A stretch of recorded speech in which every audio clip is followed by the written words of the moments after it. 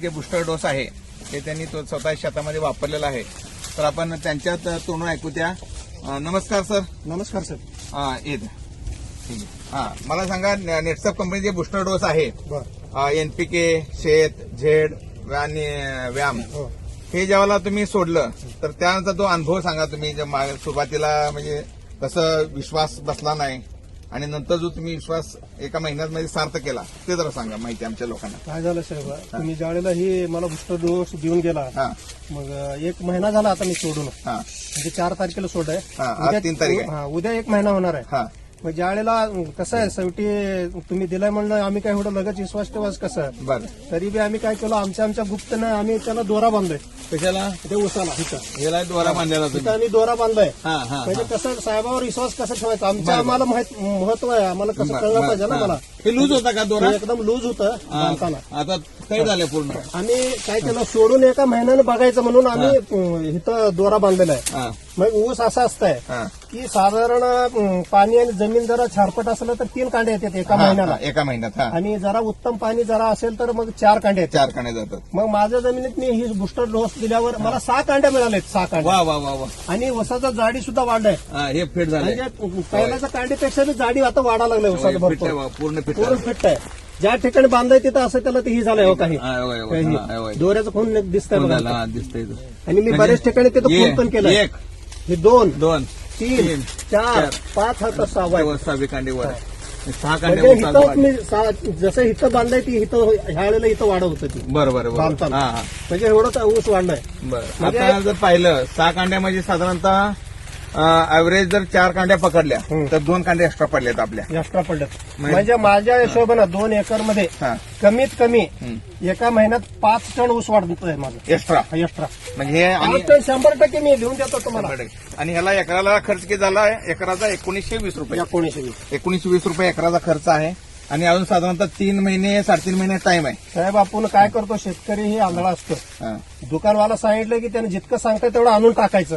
20,000चं खत 2 एकरला टाक, एवढं ऊस वाढतंय. काहीच ऊस वाढणार आहे, त्याच्यात सगळं भेसळ खत आहेत. बरोबर. सत्य ते सांगतोय मी, भेसळ खत आहेत आता सध्या. आणि ऊसाचं वाढ जितकं बी आपण डीएपी टाका, 10-26 टाका, 24 टाका, युरिया टाका, अमोनियम सल्फेट टाका, कुठल्याही खतात दम राहिलेला नाही. एवढा दम नाहीये. एवढं खत टाकून सुद्धा ऊसाचं वाढ तेवढं होत नाही. म्हणून ही सगळ्या जणच वापरलं पाहिजे. शेतकऱ्याला कसं आहे, आता तुम्ही 10 पोते डीएपी टाकून सुख नाही. एक तर ह्याच्यात 2 फायदे आहेत आपले. म्हणजे कसं शेत जमिनीचा प्रत वाढून राहते, जमीन भुसभुशीत होत आहे. बरोबर. आणि जीवाणू वाढतात जमिनीत.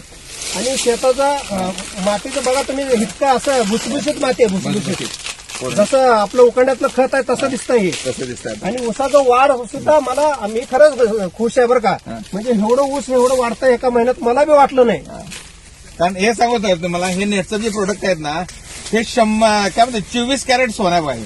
अगदी ह्याच्यामध्ये आहे ना, ज्या शब्दात बदल, ज्या बापात बदल जे म्हणतो ना आपण, हे वापरायचं. कांड्या नाही वाढलं आमच्याकडे 100%. तर एवढा विश्वास ह्या प्रोडक्टवर आहे.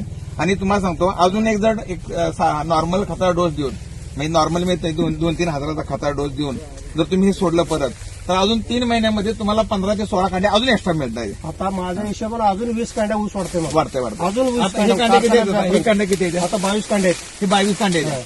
22 आणि 20 म्हणजे मला तुम्ही सुरुवातीला का भेटलं नाही असं मला वाटायला लागलं. मला सुरुवातीला का भेटलं नाही, काय आजपर्यंत माझं ऊस 35 कांड्यावर ऊस राहिला. सद्गुरूंची कृपा असते. योगा असतो. सद्गुरू जेव्हा देत असतो, द्यायचं त्याला दिलंय. ते शेवटी त्याच्या हातात आहे. तो आहे. तर इतर शेतकरी बांधवांना पण आम्ही सांगणार आहे, आमची भरपूर मोठी टीम आहे. सगळी टीम इथं आलेली आहे. आमचे बगले साहेब आहेत, पुजारी साहेब आहेत, सगळे अखंड ग्रुप आपला इथं आज आलेला आहे. तर एक चांगला संदेश घेऊन आपण जाऊ. त्या म्हणतो ना, सावयोग बळश्री भूत आहे वळश्री. म्हणजे तर ह्या संदेश आपण प्रत्येकापर्यंत पोहोचवणार आहोत. तर प्रत्येक शेतकऱ्यांनी वापरावे अशी आमची इच्छा आहे. आणि माझ्या शेतात सर्व शेतकरी आलेत, सर्वांचं मी अभिनंदन करतो. की कसं आहे, प्रत्येकाने डोळ्याला आणि कानाला अंतर भरपूर आहे. 4 बोटाचं अंतर आहे. तर प्रत्यक्ष कंडू परमाणशी नोडू असं कन्नडमध्ये म्हणलेलं आहे. म्हणजे डोळ्याने बघितल्याशिवाय काहीच दिसणार नाही.